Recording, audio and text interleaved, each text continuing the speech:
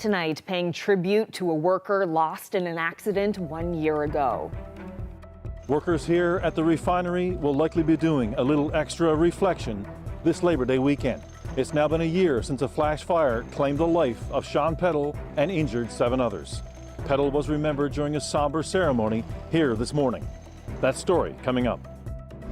If you're making a decision over a sugary beverage or a non-sugary beverage, you might not see any price difference there to actually incentivize you to choose one or the other. It's been 1 year since the sugar tax was brought in, and people are skeptical if it's actually working out as intended. I'm Mike Moore, I'll have that story coming up. I know that they don't have another place to go. Administration has suggested that some international students who have yet to find housing to postpone their education. The school year is about to start and international students are coming in. The first lesson, however, could be how hard it is to find housing. That story coming up on Here and Now. This is CBC Here and Now.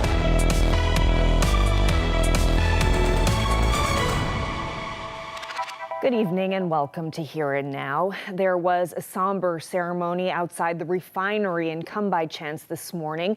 Workers marked the 1-year anniversary of a deadly flash fire that killed 1 worker and seriously injured 7 others. Here and Now's Terry Roberts has more. The 10:30 work break at the refinery this morning had a very serious and solemn tone. You could see it in their faces, their walk. A wave of workplace brothers and sisters, a procession of remembrance, and their hearts were heavy. You're part of this ceremony today. Why? Yes. In memories, love, devotion. In the name of the Father, and of the Son, and of the Holy Spirit, amen. There were Our prayers, Father, who art in heaven, hallowed be thy wreaths, name, thy kingdom come, thy will be done. a moment of silence, and for some, tears. They assembled at this workplace memorial just outside the refinery fence to mark a sad event. A flash fire on September 2nd, 2022 that injured 8 workers, some seriously. 6 weeks after the blast, 47-year-old Clarenville resident Sean Peddle died from his injuries. A husband, father of 2. These people are blue collar to the backbone, engineered to get things done. So with the clock ticking, work once again beckoned, answering the call like they always have, building industry, earning a living, and never forgetting, but also determined to keep fighting for their rights so they can go home to their families end of shift. What is it workers like you need to see in the workplace? Safety. Are you confident now that this is a safe workplace? Yes, yes. But too much tragedy happened to get it like this. Multiple investigations into the flash fire are ongoing. The RCMP's probe is attempting to determine whether charges of criminal negligence causing death and bodily harm are warranted. The province's Occupational Health and Safety Division is also continuing its inquiry of the incident. Multiple sources have confirmed to the CBC that an improper release of a highly flammable gas called butane is to blame. The gas was ignited by workers engaged in what's called hot work, things like welding, grinding, and metal cutting. The refinery is a very active work site. Hundreds of workers are busy converting the half-century-old facility in Placentia Bay from an oil refinery into a producer of renewable fuels. A company called Brea is spending hundreds of millions on the conversion, hoping to play a role in the effort to decarbonize the heavy transportation industry. No one at Brea would do an interview today, but the company has repeatedly said that safety is its #1 priority. And in order to ensure the people here spend as much time as possible with their families, the company says it plans to send everyone home a little earlier than normal. So a more peaceful start to the Labor Day long weekend than last year's deadly chaos. Terry Roberts, CBC News, Come By Chance. Well, it's now been a year since the provincial government ushered in a sugar tax on beverages. The controversial move raised questions and concerns at the time, and experts are still unsure of the implications. The CBC's Mike Moore reports. The province's sugar tax hit store shelves a year ago. Touted as a way to get the public to switch to unsweetened beverages, the tax was met with pushback since day one. Newfoundland and Labrador is the first province to use this strategy in the name of health. Today, the provincial government is looking at $11 million in new revenue. That's 22% more than expected. Memorial University professor Rachel Prowse is following the effects of the tax closely. We're kind of looking at multiple different outcomes along a continuum to see the effect of a provincial policy on essentially beverage prices. So does a tax actually increase the price of a beverage in the store? Does it actually change how much people are purchasing of different beverages? Does it change how much people are consuming of beverages? And at the end of the day, does it change sugar intake and diets? The sticker price on store shelves hasn't reflected the new tax. That means consumers aren't seeing a change in prices until they see their receipt.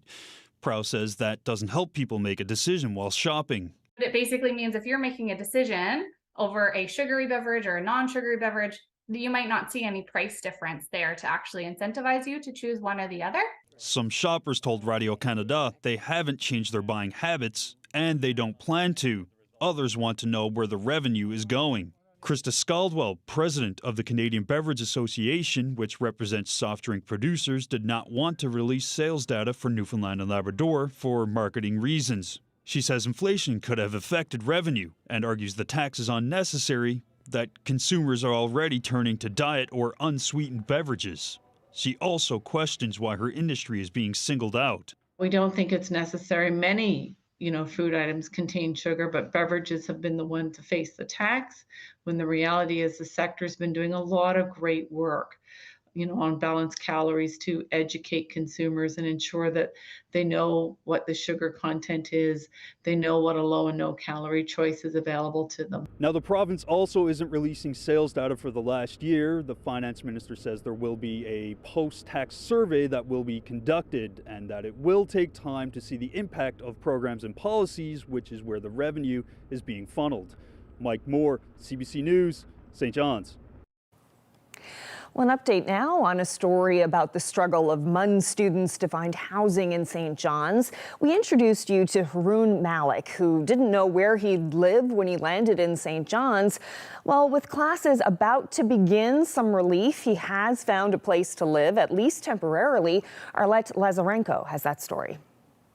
We're in Memorial University at an orientation day for international students. Well, one thing they have to learn is how hard it is to find housing in St. John's. It took me 2 to 3 months just to find one room that's not also in a living condition. Like, you cannot find a home in St. John's. Already a couple of my friends are living with my husband and I in the same room, same apartment, because I know that they don't have another place to go. I got through so many scammers and so many genuine cases. It took me more than 2 months to find a housing. Haroon Malik is an international student from Pakistan. Until recently, he was worried about arriving with no secure place to live. But now he's found a place, at least for September. I found this place on Facebook. There's this group dedicated to housing in Newfoundland. So I just texted this person. I was like, hey, I'm interested in this and that. And then they were like, well, and then I explained my situation to them. So this guy was very, very kind. So he was like, okay, so I'm still going to hold the place for you and we're going to wait for your visa. Don't want to be in a position where you have to rely on the kindness of strangers. But I guess that's how the world moves in moments of crisis. Bruce Balbin is MUN's housing director. He says the university has managed to shorten its long waiting list for campus residency. So a couple of weeks ago, it was quite extensive. We had literally a couple hundred people looking for a place to live. We've whittled it down quite a bit since then.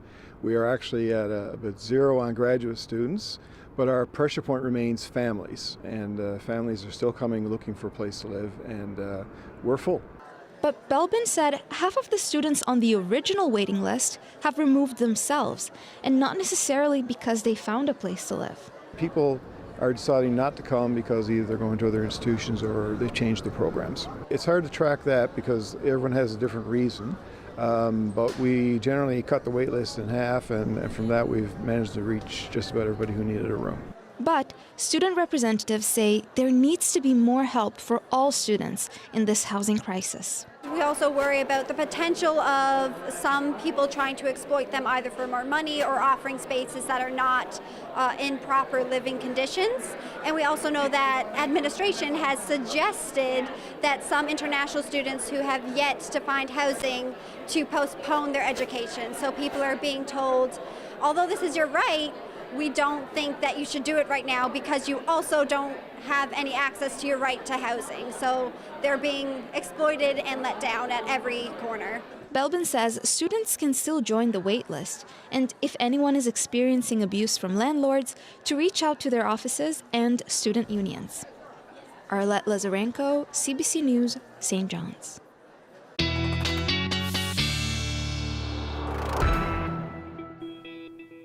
Well, the first day of September certainly felt like it across a good chunk of the province. But how did August compare to previous years? Well, highest temperature in St. John's was recorded at 24.1 degrees, and that was back August 3rd.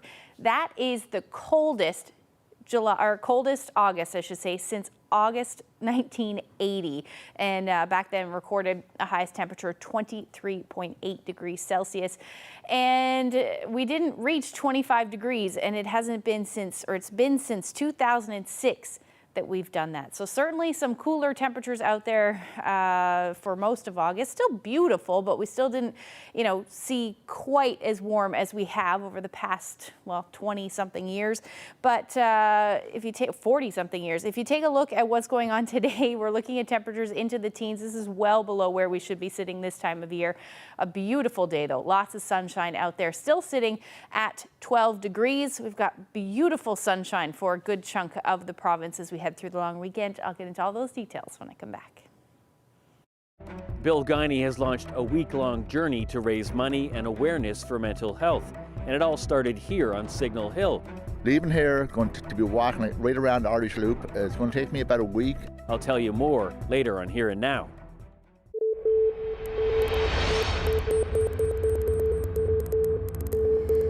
Tonight, the community on Bell Island is remembering lives lost to drug overdoses.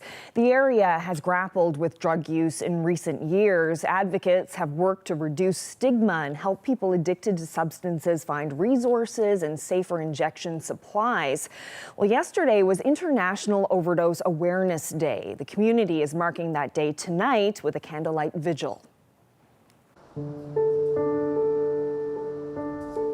We have lost quite a few due to overdose here on the island.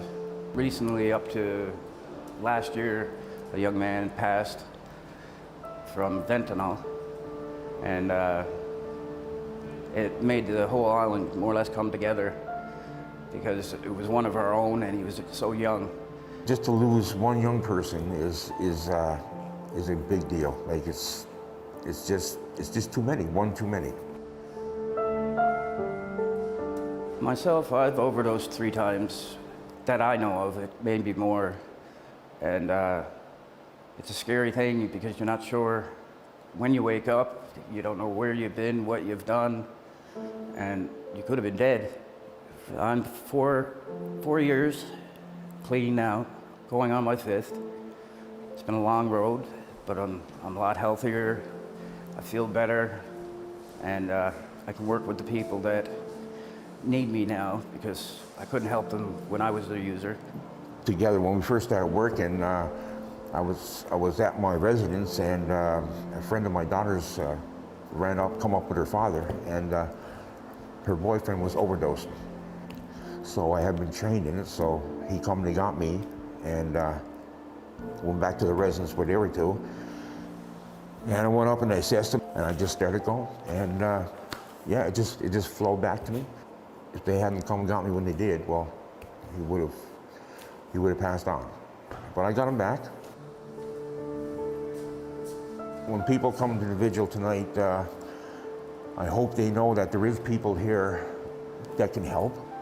I hope they feel a little bit of happiness for the people that they lost. It's going to be a warm feeling going around. A lot of people probably being a little upset, but still remembering their family and friends that have died, just keep their names going. That's the big thing to me, is you never want the fallen people to be forgotten.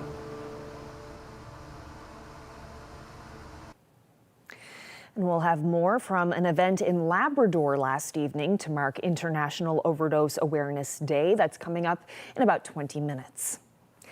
Well, staying with that story now, the province has struck an all-party committee to look at substance use and addictions. The move comes in light of a number of recent overdose deaths and a protest at Confederation Building. The Minister of Health says the committee is in response to the need for prevention, intervention, treatment, and support, but it's not just politicians involved. It will be the task of the all-party committee to meet with stakeholders, community groups, organisations and individuals and provide recommendations to government on how we can improve the system, how we can improve services to individuals with mental health and addictions issues. It's not they, it's a we problem. And when I say we, it's not all the governments for the solution. We got people in the community that need to come together. For me, from harm reduction to complete abstinence, for me, my goal today is if somebody comes to me for help, as long as their wellness is getting better, their wellness is being met. So whether they're going to use, if they got a clean, safe injection site, so therefore their wellness is looked at, because if they do have opiate poisoning, they could be brought back in the medical nature. If they want complete abstinence, we need the door open for that as well. As a community organization, I would like to work with the three-party committee so that we make sure that we get the voice of the people with lived experience at the table so we can identify what are the needs. And as we all know, if we're working in addictions, there's not one answer to rehab. There's not one answer to harm reduction. So we really need to look at all the tools that we need in that toolbox to address the issues that people are experiencing and help them on the journey that they need to take. Well, a Southern Shore man has started a fundraiser to highlight the importance of mental health support. Bill Guiney will be walking the Irish Loop. That's more than 300 kilometers, collecting money for groups that offer mental health support and gathering stories for a book along the way. Here now's Mark Quinn reports. I'm hoping to cover about 45 to 50K a day. It all depends on how I'm feeling. Bill Guiney is at it again. He's got everything he needs to sleep outdoors for a week. Yeah, so this is a lean-to that I kind of made up. That I made up over the week. I'm going to attach it here and it's going to go down on kind of an angle. I have an air mattress, food that's been frozen, so that's going to thaw out over the next couple of days. Many people will remember the last time Guiney went for a long walk and did a lot of push-ups to raise money for mental health. A couple of years ago, I came from Port Bass right to here. I think it's something like 1,000 kilometers. 10,000 push-ups. And I did 10 push-ups every kilometer. So yeah. All right, Charlie, let's go. Now he's hitting the road again. Leaving here, going to be walking right around the Irish Loop. It's going to take me about a week. This time he's raising money and awareness and collecting stories for a book. The book is going to be called Push, because I started this about 8 years ago, and it was a push-up like kind of challenge, and I guess it like represents pushing through mental health, and I'm also pushing a stroller right around the Irish Loop. So. The book will include stories about struggles with mental health. Some of them will be hard to read, but Guiney promises some stories like his own will offer hope.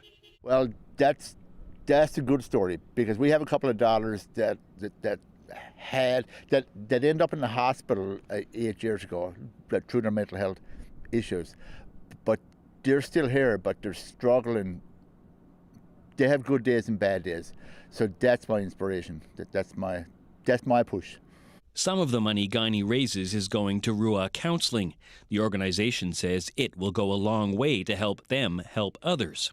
As a nonprofit community counseling agency, RUA relies on support and sponsorships and from people like Bill and other community partners and donors to be able to provide the mental health services that we provide. Another third will go to the Gathering Place. One of its leaders says there is still a lot of work to be done.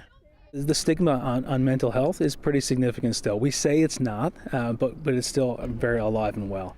Guiney hopes to be in Repurposed in the next few days and then finish up his trip by Thursday or Friday. Mark Quinn, CBC News, St. John's. This ridge of high pressure is going to dominate the forecast through the weekend. I'll tell you what that means when I come back.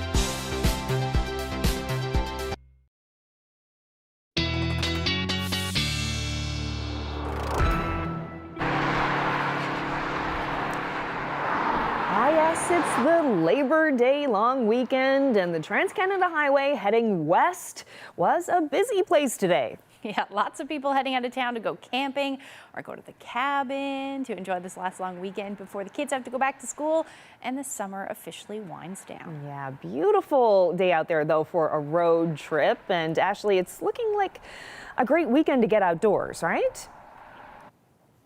Yes, it is. We did see all that rain over the past couple of days.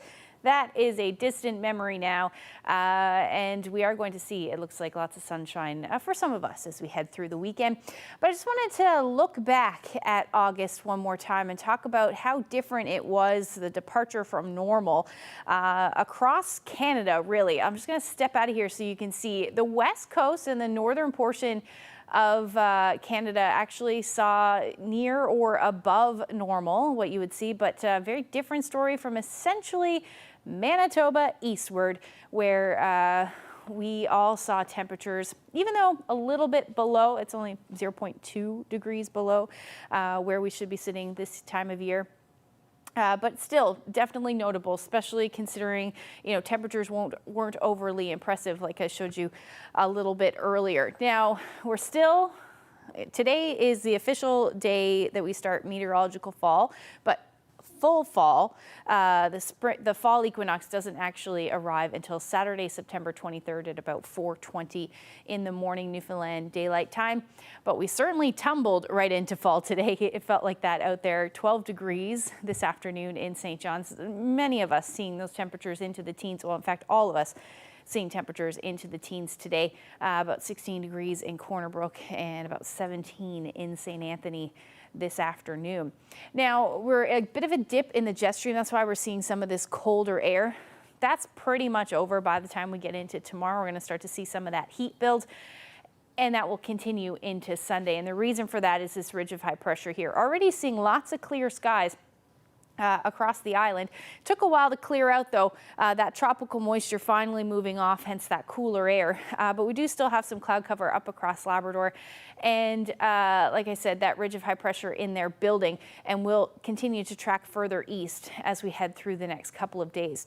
Overnight tonight, we are looking at a beautiful day, or a beautiful night for the most part. We may see a few clouds and maybe the chance of a sprinkle or two for the west coast. Best chance of seeing some showers, though, will be up across Lab West and then heading towards central Labrador as we get into the early morning hours. Your clouds will generally be on the increase, especially as we get towards the early morning hours there. Temperatures tonight are going to be chilly, somewhere between 6 to 11 degrees across the island. Relatively light winds up across Labrador.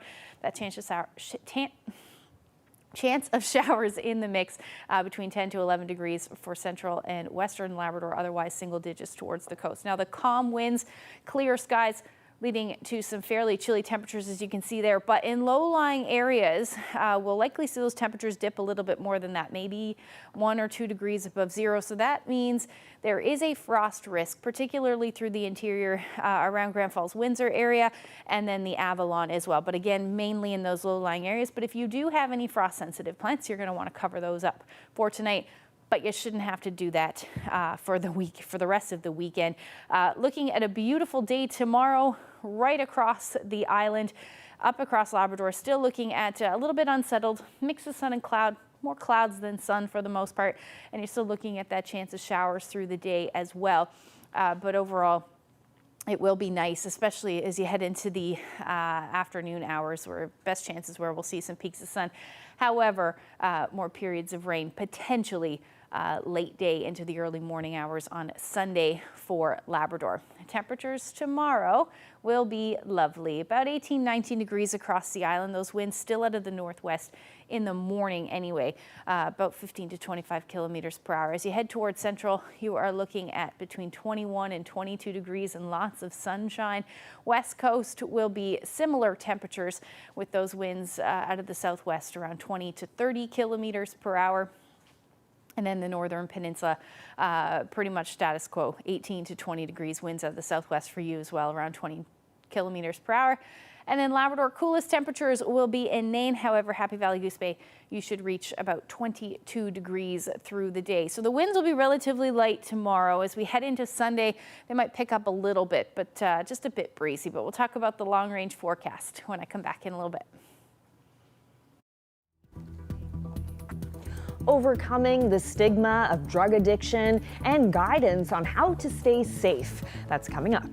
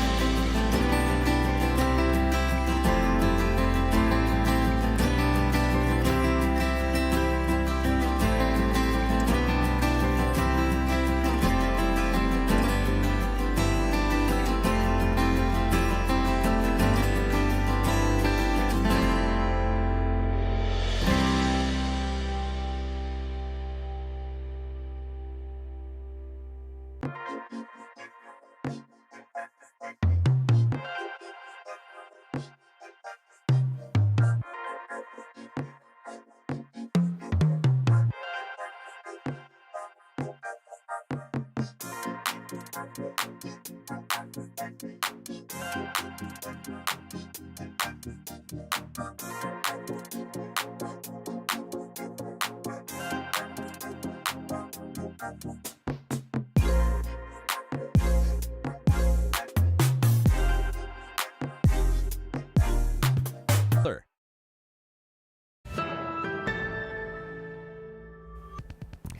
family who lost a loved one to drugs held an event in Happy Valley Goose Bay last night on International Overdose Awareness Day.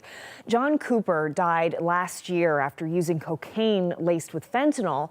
Now his mother and sister are urging families to talk about drugs with their kids. And the goal of the event is to overcome the stigma of drug use by offering up supplies and also tips for safe drug use. I wanted to hold this event today because I think it is very important to get knowledge out there, to spread awareness and let people know what's happening, not only here but other places that will eventually end up happening here. My worry is that the tainted drug supply is going to end up in Labrador, and it matters to me no matter where it is, because I lost somebody that I love not in Labrador. They were in another province that is getting hit really bad, and so it doesn't matter where it is, but I want people to know here that know what to do when it does hit. My brother, to me, was just the coolest person in the world. He's my big brother, so he's always been like my role model, as much as I would never admit that to him. He was an amazing artist, and he just loved everybody, which to me is important about, like, it's why I wanted to do this, because he loves everybody. He made everybody feel important. He didn't act like he was better than anyone, and I want to have a community event that brings everybody together and makes everybody feel seen. And I think this is a good day to do it. For me, the most important thing that I kind of want to spread is community. And I want everybody to feel important and to feel seen. But I also want people to take away from this that there are things. You don't have to be in recovery. You don't have to be abstinent. You can use drugs and still use drugs safely, and that's what I want people to know. You don't have to completely quit. You can try getting some tests and some safer supplies so that you can stay around long enough that for one day when you do decide that you want to quit, you're ready. I'm Malone Mullen in Port aux Basques. Nearly 1 year ago, Fiona caused record-breaking devastation here. Cleanup took months. Over 100 families lost their homes, and one woman lost her life to the storm. Almost 12 months later, and the town still bears the scars of Fiona. Holes in the ground where houses once stood. People rebuilding, still, this time on higher ground, or in some cases, moving away entirely. Now people are telling me they're afraid of the ocean. Any severe weather sends them into a tailspin of fear, and the community just isn't the same as it was before that historic day that washed away dozens of homes and taught everyone the meaning of climate change. The storm ended, the news cycle moved on, but Fiona changed this town forever. As we approach the 1-year anniversary on September 24th, CBC will bring you more from Port aux Basques, the people who live here, and what they're doing to cope.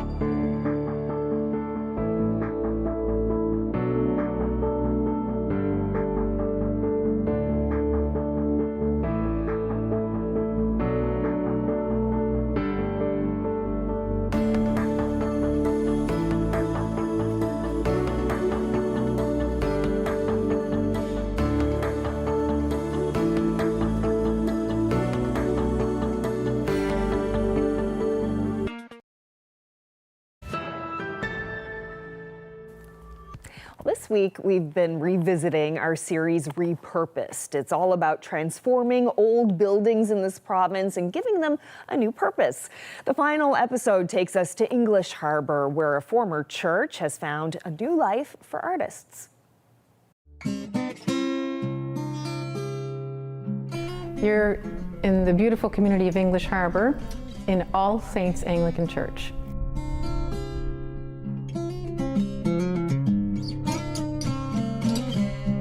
All Saints Anglican Church was built in 1898, and in 2004 the Anglican Diocese had only 4 families left to support this building, so they decided that they were going to close it. We took the building over and spent 3 years doing a restoration, so now it's the English Harbour Arts Centre.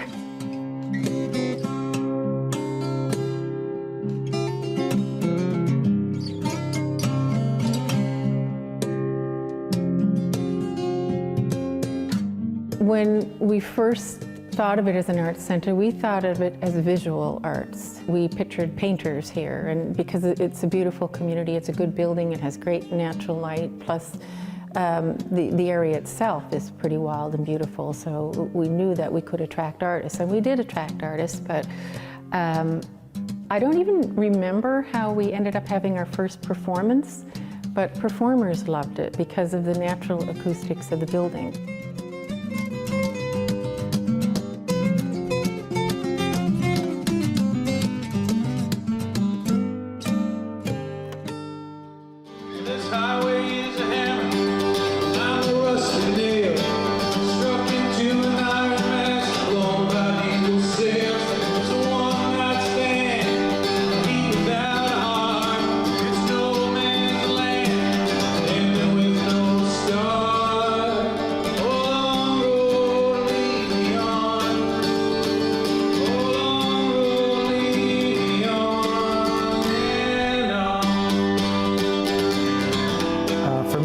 Is my religion, and to walk into an old place like this and feel the energy of 150 years ago and then rechannel it and use it again. And I think it's just great. I see more and more of it happening. I'm really happy to be here in Newfoundland doing it. It gives me an alternative to play in a venue that sounds good, that isn't about selling alcohol. I get up every morning, make my empty bed, feathers in my pillow, feel like bullets in my head.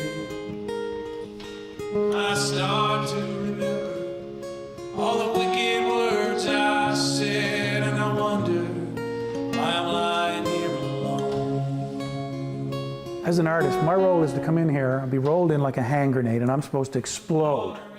Now, if I explode in the middle of Wrigley Field, most people won't even hear it. But if I explode over on that little stage, it's going to have an effect. And I'll set them records straight, and I'll be stronger than all your sticks and stones. I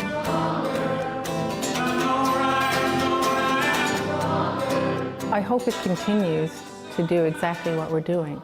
You know, to be a welcoming place for people, for artists, for visitors, and mostly for the people of the area to feel like it's theirs, to have a sense of ownership to the building. Because, you know, we don't own the building. We're just a charity. We preserve the building.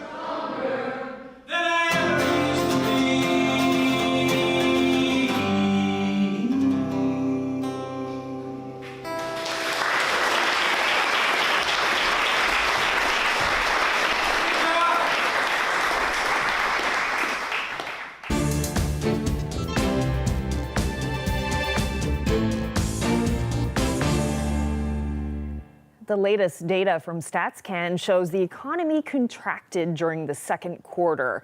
The GDP decreased at a rate of 0.2% year over year. Housing investment saw another drop in the second quarter, a 5th straight decline. There was less new construction across much of the country except in Nova Scotia.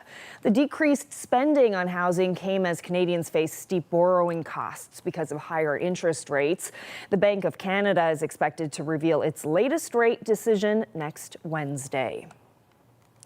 Well, the federal government puts a lot of energy into preparing Canadians for a green future.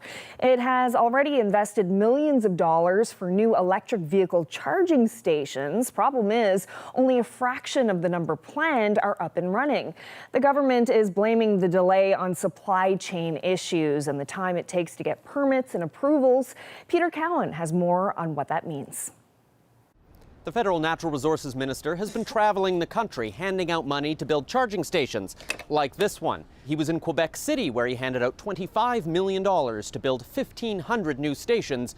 It's a big priority for the federal government. In support of our goal to add nearly 85,000 publicly funded zero-emission vehicle chargers to Canada's network, the federal government is investing to deploy more chargers where they are needed most. But new numbers obtained by the Canadian press show there's a big difference between promising to build them and actually building the charging stations. Of the 43,000 that the federal government has committed funding for, only 7,600 are actually up and in use. That's less than 1 in 5. Overall in this country, about 10% of the cars being sold today are electric vehicles. The federal government wants to increase that. And one of the reasons that car buyers say they're reluctant to buy new electric vehicles is because of a lack of charging infrastructure. Federal government's own analysis shows that in the next 2 years, this country's going to need 52,000 charging stations, which means it'll be important for the federal government to go beyond just promising stations to actually building them. Peter Cowan, CBC News, Ottawa.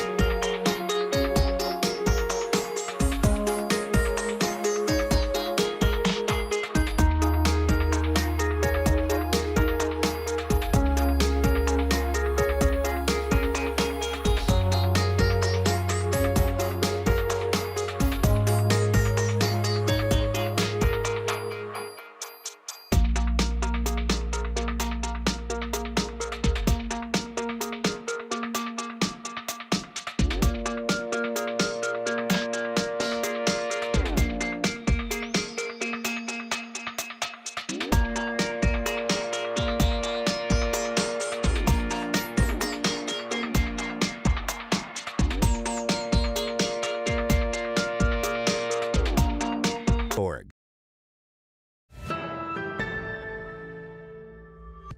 Well, it's Friday, so let's find out who's celebrating, and we'll start with two greetings that we bungled last week. Congratulations to Roy and Verna Edison of Roddickton on their 57th anniversary. Happy 63rd anniversary to Harvey and Murtis Moland of Musgrave Harbor. Hope you all had a wonderful anniversary. Happy 60th anniversary to Wes and Ann Shepherd of Corner Brook. Wishing Ellis and Blanche Hounsell of Wareham a happy 65th anniversary. Congratulations to Blanche and Joseph Masters, who are celebrating their 74th anniversary today. They're living in Grand Bank.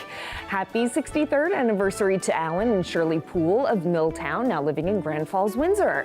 Happy anniversary to Jerry and Marg Clowder of Gander. They're also marking 60 years of marriage. Happy 59th anniversary to Bert and Louise Smith from Northwest Brook. Wishing Clarence and Geraldine Butler of CBS a happy 70th anniversary.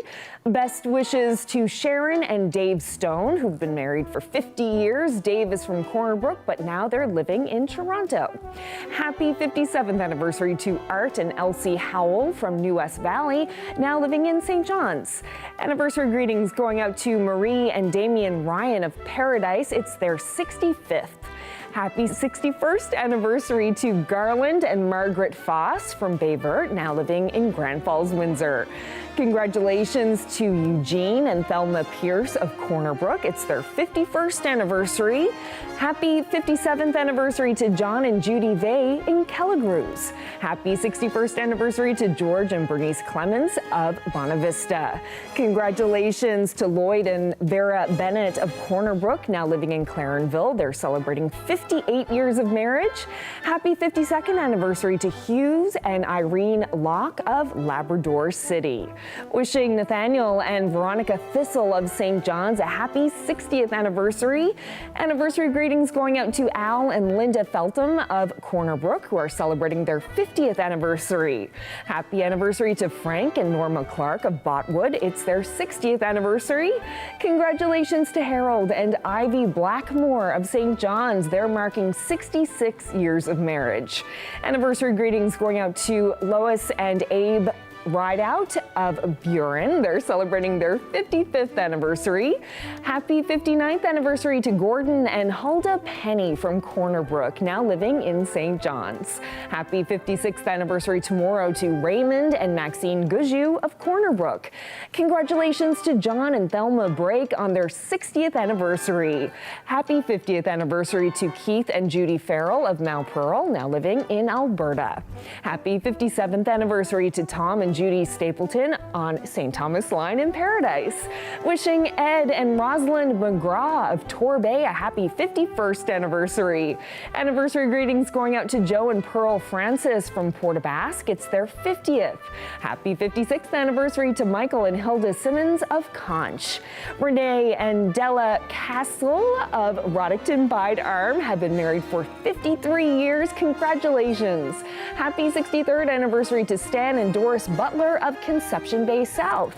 Now to some birthdays. Happy birthday to Gordon Bartlett of Kippens, who's celebrating his 91st birthday.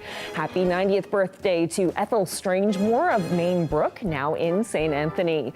It's a 91st birthday for Loretta Hickey in Logie Bay. Birthday wishes going out to Lodrick Gill of Burgoyne's Cove, now in Bonavista. It's his 93rd. Happy 93rd birthday also to Edna Pollitt of New Harbor, now in Carbonear. Happy 90th birthday to Bertha Lee of Salmoneer Line. Wishing Louis Skinner a very happy 92nd birthday, rather. He's from St. Jack's and now lives in Portugal Cove.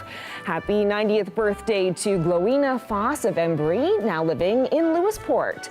Birthday wishes going out to Alma Hilliard of Cape Anguille. She's turning 91. Happy 90th birthday to Rita Bailey of Boat Harbor West, Placentia Bay, now living in Clarenville. Verna Keel of Bonavista is turning 91. Happy birthday. Wishing Paul Colleen Butt of Corner Brook, a happy 90th birthday. Florence Tippett is turning 95 tomorrow. She's from Catalina and now lives in Corner Brook. Happy 90th birthday to Lex Hudson, who's in Pooch Cove. Birthday greetings going out to James Squires of Burlington. He's celebrating his 95th birthday. Happy 90th birthday to Ivy Blackmore. She's turning 90. Happy birthday to Ken Walsh. He just turned 90 as well. Happy 94th birthday today to Violet Vincent of Newtown, now living in Grand Falls, Windsor. Wishing Wilson Stoyles of Goobies a happy 92nd birthday, and happy birthday to Joan Costello of Fairyland, who just turned 98.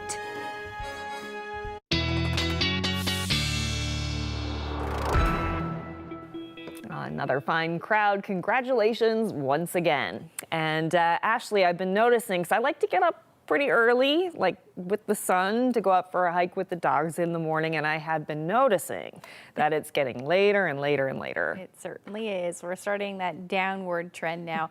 Past the summer solstice. But let's take a look at some of the numbers, just in case you were wondering. So today, sunset 7:41, so definitely earlier. In a week, it'll be at 7:27. In a month, 6:40, and then by by December 21st, the winter solstice, we will be down to 4:11 p.m. So we're currently losing, that did not update, but it's 1 minute at the moment is what we're losing for daylight savings time. So we're going to continue to see that. But the good news is this weekend it will be beautiful, and we will see that sun set into the evening hours. So lots of sunshine as we head into Saturday evening. Up across Labrador, you're still looking at some unsettled conditions through the night and into Sunday morning.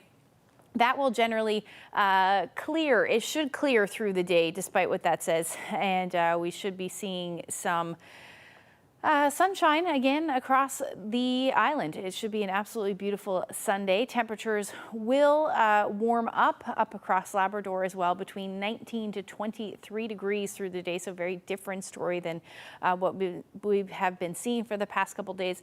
And across the island, you're looking at your temperatures climbing as well. We could be talking about low to mid 20s by the time we get into Sunday. Likely a little bit of cloud cover moving in late day up across southern areas of the island. We could see some fog patches with that as well. As we head into Monday, the long weekend, beautiful day, even more so as our temperatures climb up into the mid-20s, pretty much across the board. Up across Labrador, you're still looking at your temperatures into the 20s. Now, there's a bit of disagreement. We may see some showers move in by Monday, so at this point, I have sunshine in there for you. 17 degrees as your daytime high in Nain. Now, the long-range forecast is looking pretty lovely. There's not a whole lot of rain in the forecast for St. John's and Eastern Newfoundland, not until we get to Wednesday anyway. So our daytime highs will be above where we should be sitting. We're normally around 18, 19 degrees at the moment, but we're just going to see daytime highs between 22 and 24 degrees. Our overnight lows between 12 and 15 degrees. And then for Central as well, we're looking at some beautiful temperatures. In fact, very summer-like by the time, well, we're still in summer, but you know what I mean, for September. 26 degrees Tuesday and Wednesday. That's when we're going to see the chance of a few showers in the mix. For Western Newfoundland, it actually looks like a dry week, really, and your daytime highs between 24 and 25 degrees. Up across Labrador, beautiful, really. A few showers possible on Tuesday, and then by the time we get into Western Labrador, we're looking at showers for Tuesday. Wednesday looks rainy at this point, and then we start to see a drop in those overnight lows, so down to the single digits yet again. Our photo today is a nice one. This is Southwest River Falls. Denise shared this shot with us, and it's between, she said, Clarenville and Port Blanford. Okay. Beauty. That was today. A beautiful day. And hopefully a lot more of that to come this weekend. If you have any weather photos that you would like to share with us, send them to Facebook. But the best place is to email them at nlphotos@cbc.ca. Love that shot with the rainbow. Very pretty.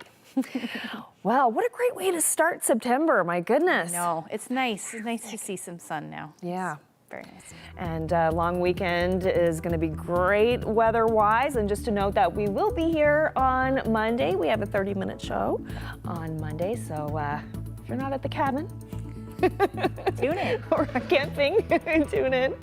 Well, that's it for us on this Friday evening. Hope you have a wonderful and safe weekend. Good night.